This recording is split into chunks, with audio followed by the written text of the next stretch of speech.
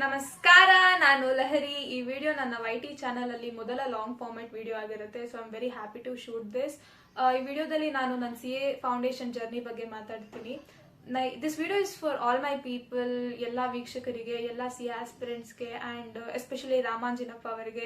ನಿಮ್ಮ ಕಾಮೆಂಟ್ ನೋಡಿ ನಂಗೆ ತುಂಬಾ ತುಂಬಾ ತುಂಬಾ ಖುಷಿ ಆಯಿತು. ಸೊ ನಾನು ಡೆಫಿನೆಟ್ಲಿ ಅಂತ ಹೇಳಿದ್ದೀನಿ ಅಂದಮೇಲೆ ನಾನು I should show up with this video, right? So ಹಾಗಾಗಿ ನಿಮಗೆ ಈ ವಿಡಿಯೋ.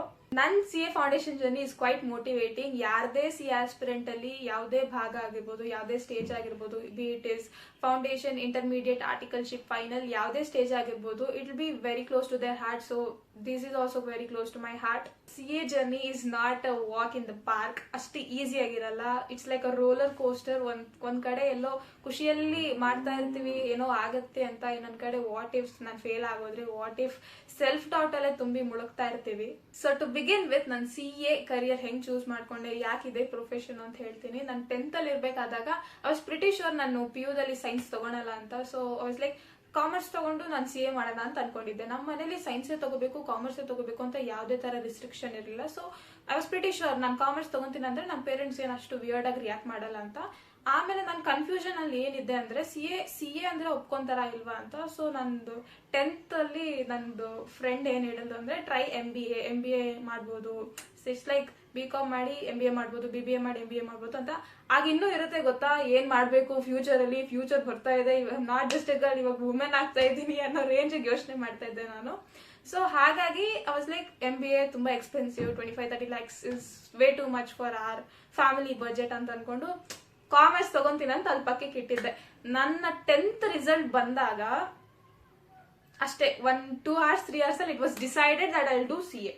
ಅಷ್ಟೇ ರಿಸಲ್ಟ್ ಬಂತು, ಫ್ಯೂ ಅವರ್ಸ್ ಅಲ್ಲಿ ಕಾಮರ್ಸ್ ತಗೊಂಡು CA ಮಾಡ್ತಾಳೆ ಲಹರಿ ಅಂತ ಡಿಸಿಷನ್ ವಾಸ್ ಮೇಡ್. ಅವಾಗ ಜಸ್ಟ್ ಬಿಕಾಸ್ CA ಆಸ್ಪಿರೆಂಟ್ ಸ್ಟೂಡಿಯೋಸ್ ಆಗಿ ಓದ್ತಾ ಇರ್ತಾರೆ ಅಂತ it doesn't mean they are ನರ್ಡ್. ನಾನು ಬರೀ ಓದ್ತಾ ಇರೋದ್ರ ಜೊತೆಲಿ ಡೋಂಟ್ ಜಸ್ಟ್ ಥಿಂಕ್ ನಾನು ಲಹರಿ ಓದ್ತಾನೆ ಇರ್ತಾಳೆ ಯಾವಾಗ್ಲೂ ಅಂತಲ್ಲ. ನಾನು ಸ್ಟಡೀಸ್ ಜೊತೆಯಲ್ಲಿ ಐ ಡಿಡ್ ಮೈ ಕರ್ನಾಟಕ ಶಾಸ್ತ್ರೀಯ ಸಂಗೀತ ಜೂನಿಯರ್ ಸೀನಿಯರ್ ಎಕ್ಸಾಮ್ ಬರ್ತಿದ್ದೀನಿ. ನಾನು junior when I was in 6th grade ಅವಾಗ ಬರ್ದಿದ್ದು, 1st class ಅಲ್ಲಿ ಪಾಸ್ ಆಗಿದ್ದೀನಿ. ನನ್ನ ಸೀನಿಯರ್ ಎಕ್ಸಾಮ್ ನಾನು ಫಸ್ಟ್ PU ಇರ್ಬೇಕಾದಾಗ ಬರ್ದಿದ್ದು. ನಾನು ಆನ್ಯುವಲ್ ಡೇ ಎಲ್ಲ ತ್ಯಾಗ ಮಾಡಿ ಪ್ರಿಪೇರ್ ಆಗಿ ಬರ್ದಿದ್ದಾಗ. ಸೊ ಅದೊಂದು ಡಿಸ್ಟಿಂಕ್ಷನ್ ಅಲ್ಲಿ ಪಾಸ್ ಆಗಿದ್ದೀನಿ. ಸೊ ಜೂನಿಯರ್ ಸೀನಿಯರ್ ಕರ್ನಾಟಕ ಶಾಸ್ತ್ರೀಯ ಸಂಗೀತದಲ್ಲಿ ಆಗಿದ್ದೀನಿ. Why am telling this is because Lahari full ಪೂರ್ತಿ ಸ್ಟಡೀಸೇ ಮಾಡ್ತಾ ಇರೋದು ಅಂತ ಅನ್ಕೊಂಬಾರ್ದು. ಸ್ಟಡೀಸ್ ಜೊತೆಲಿ this was my other thing I did. 10th results ಬಂದ್ಬಿಟ್ಟಿದೆ ಅಲ್ವಾ, ಫುಲ್ ಜೋಶಲ್ಲಿ ನಾನು ಫುಲ್ ಹಠ ಮಾಡಿ ನಮ್ಮ ಪೇರೆಂಟ್ಸ್ಗೆ ಏನಂದ್ರೆ ದೇರ್ಸ್ ಅ ಕಾಲೇಜ್ ಕಾಲ್ಡ್ ದೀಕ್ಷಾದಲ್ಲೇ ಓದ್ಬೇಕು ಅಂತ ಫಿಕ್ಸ್ ಆಗಿ ಹೋಗ್ಬಿಟ್ಟಿದ್ರು. ಇಲ್ಲೇ ಹತ್ರ ಇರುತ್ತೆ, ಯಾಕೆ ಅಷ್ಟೆಲ್ಲ ಟ್ರಾವೆಲ್ ಮಾಡೋದು ಅಂತ. ಬಟ್ ನನಗೆ ದೂರ ಟ್ರಾವೆಲ್ ಮಾಡಬೇಕು, ನಮ್ಮ ಅಣ್ಣ ಓದಿದ ಕಾಲೇಜಲ್ಲೇ ಓದ್ಬೇಕು ಅಂತ ಹಠ ಮಾಡಿ I am repeating it.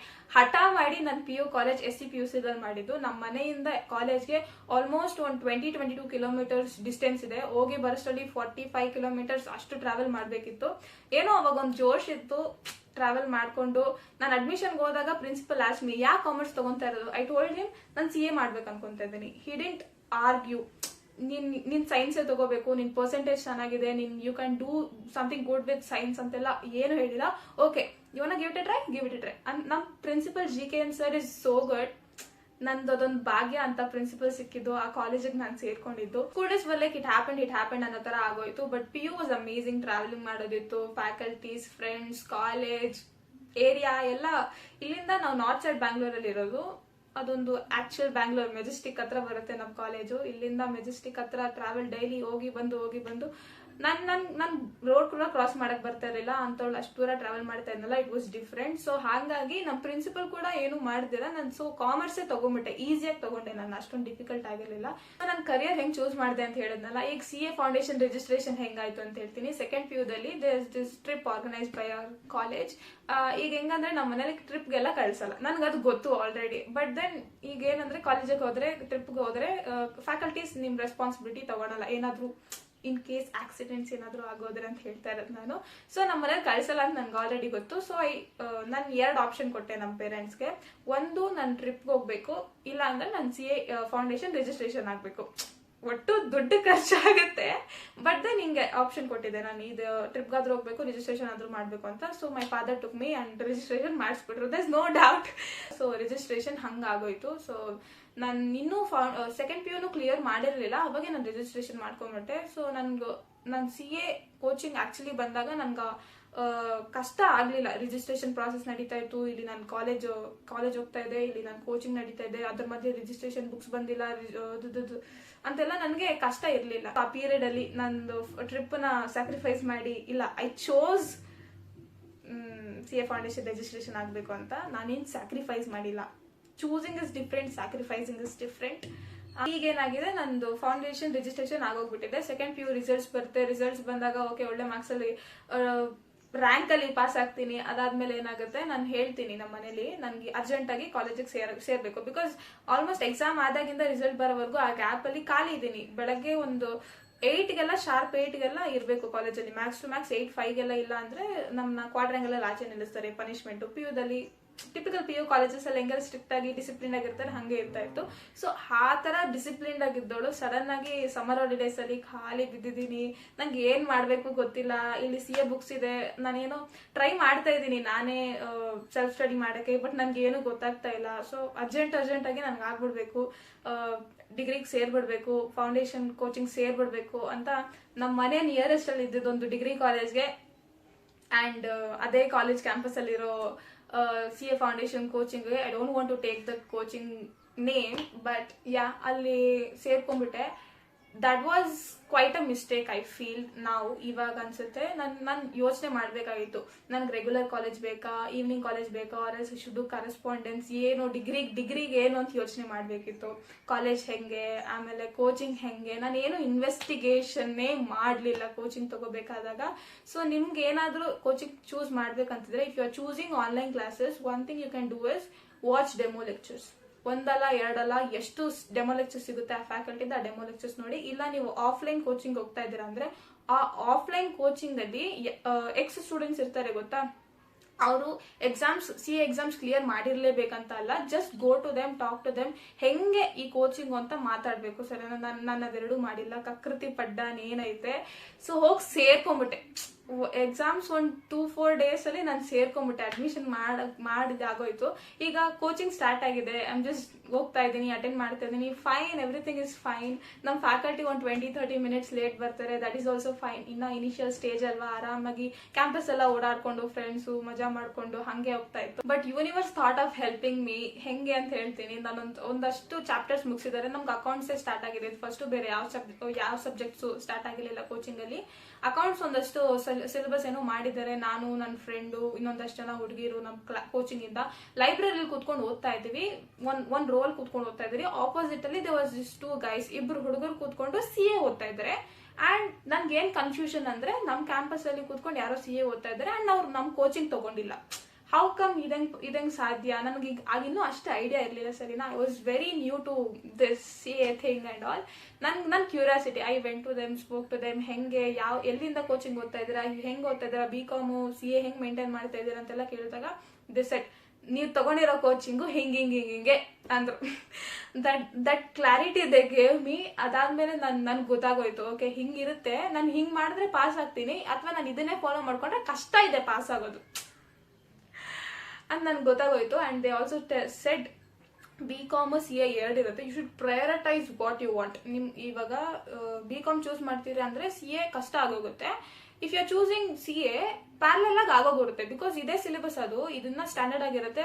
BCom ಇನ್ನೂ ಇನ್ನೊಂದು ಕಂಪ್ಯಾರಿಟಿವ್ಲಿ ಈಸಿ ಆಗಿರುತ್ತೆ, ಇದಾಗೋಗ್ಬಿಡುತ್ತೆ. Attendance, internals, you should talk to your teachers. Internals ಎಲ್ಲ ಅಸೆಸ್ಮೆಂಟ್ ಅವ್ರು ಏನ್ ಕೊಡ್ತಾರೆ ಅದನ್ನ ಬರ್ಕೊಟ್ರೆ ಆಗೋಗುತ್ತೆ. But choose wisely is what they said. So I chose wisely, obviously.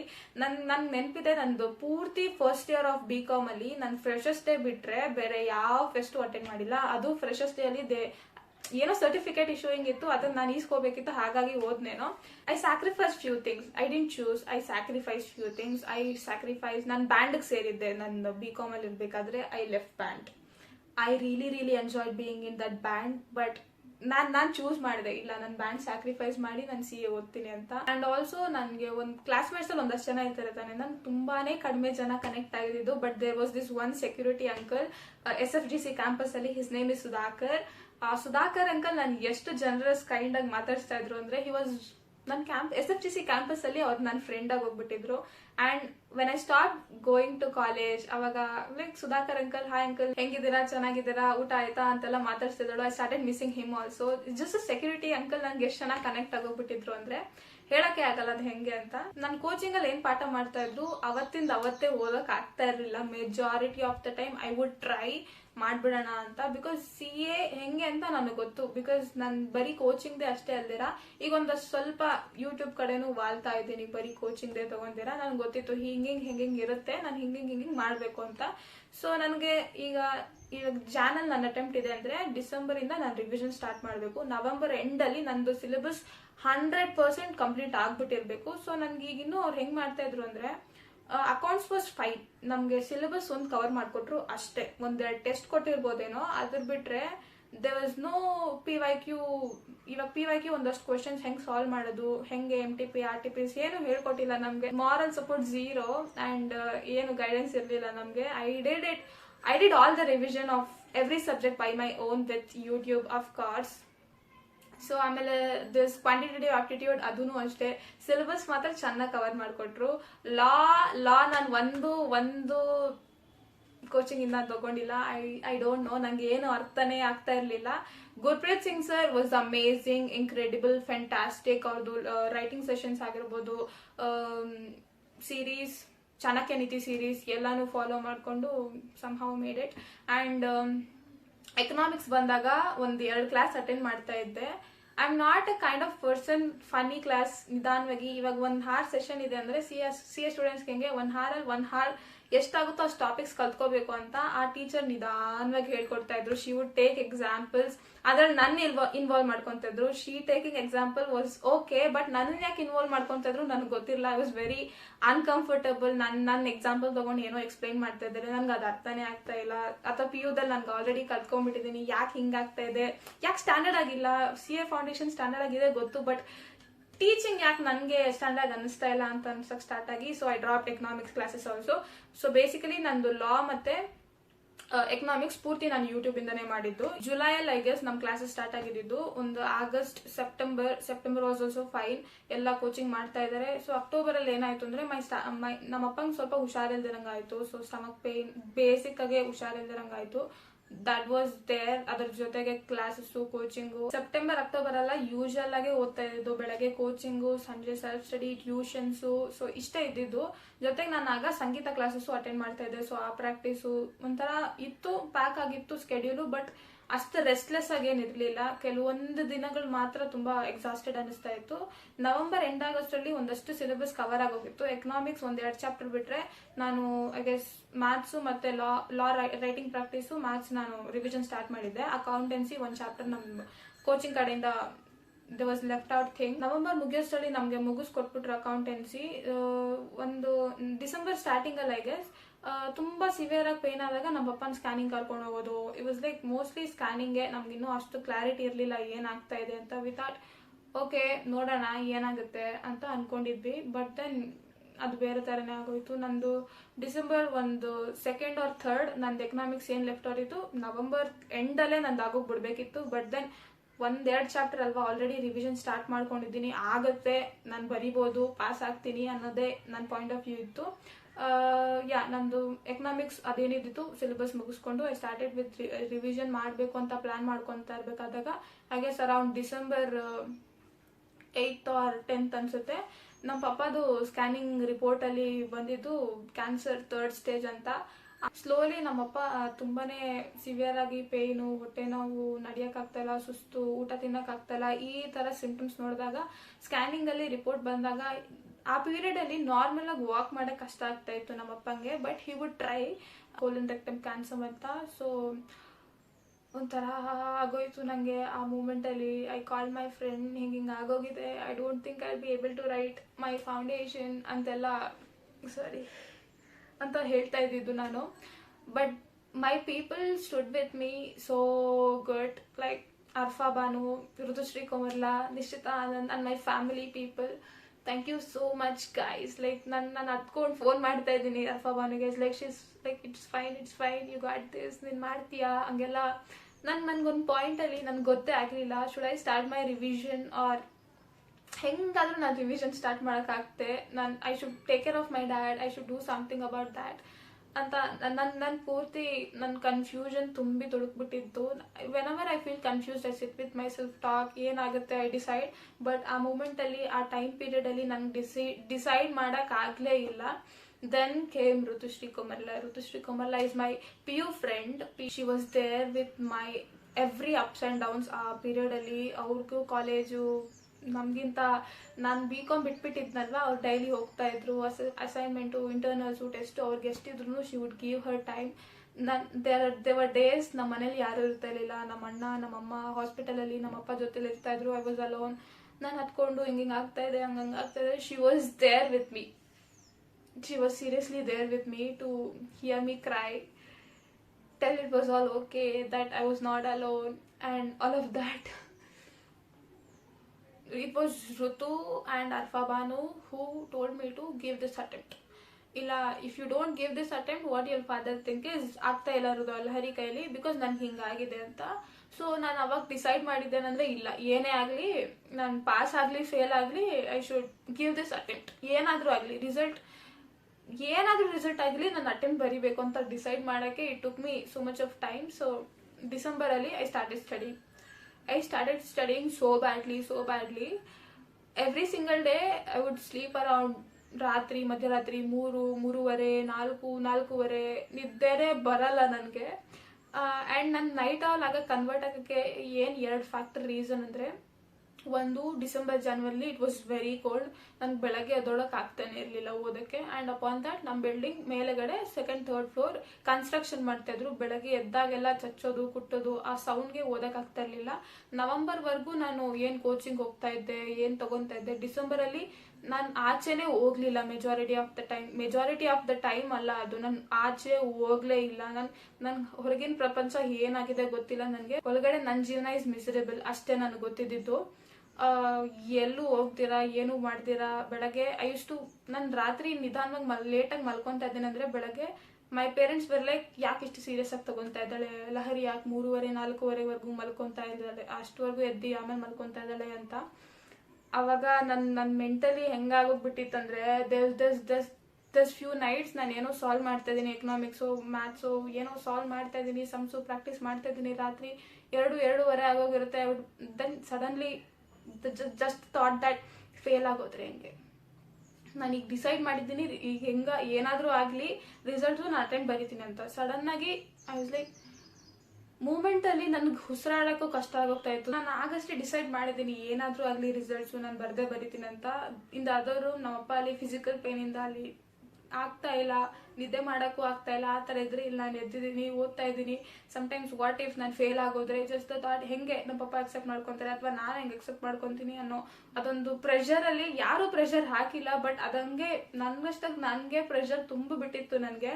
So there I decided, ನನ್ಗೆ ಇಷ್ಟೆಲ್ಲ ಪ್ಯಾನಿಕ್ ಅಟ್ಯಾಕ್ಸ್ ಆಗ್ತಾ ಇದೆ, ನಾನು ಇಷ್ಟೆಲ್ಲ ಸಫರ್ ಮಾಡ್ತಾ ಇದ್ದೀನಿ, ಇದೆಲ್ಲ ಎಫರ್ಟ್ಸ್ ಹಾಕ್ತಾ ಇದ್ದೀನಲ್ವಾ, ಪಾಸ್ ಆಗೋದ್ರೆ ಹೆಂಗಿರುತ್ತೆ. ಬಿಕಾಸ್ ಫೈನಾನ್ಷಿಯಲಿ ಅಷ್ಟೊಂದೇನು ಈಸಿ ಇರಲಿಲ್ಲ. ಐ ರಿಮೆಂಬರ್ ನನ್ನ ಕೋಚಿಂಗ್ ಲಾಸ್ಟ್ ಪೇಮೆಂಟ್ ಮಾಡಬೇಕಾದಾಗ ಹೆಂಗಿತ್ತು ಸಿಚುವೇಶನು. ನಮ್ಮಪ್ಪ ಅಲ್ಲಿ ಹಾಸ್ಪಿಟಲ್ ಇಲ್ಲಿ ಹಾಸ್ಪಿಟಲ್ ಅಂತ ಓಡಾಡ್ಕೊಂಡು ಹಂಗಿದ್ದ ಸಿಚುವೇಶನಲ್ಲಿ ಏನು ಕಡಿಮೆ ಮಾಡ್ತೀರಾ, ನನ್ನ ಕೋಚಿಂಗ್ ಎಲ್ಲ ಸೇರಿಸಿ ಇಷ್ಟೆಲ್ಲ ಮಾಡ್ತಾ ಇದ್ದಾರೆ ನನ್ನ ಫ್ಯಾಮಿಲಿ.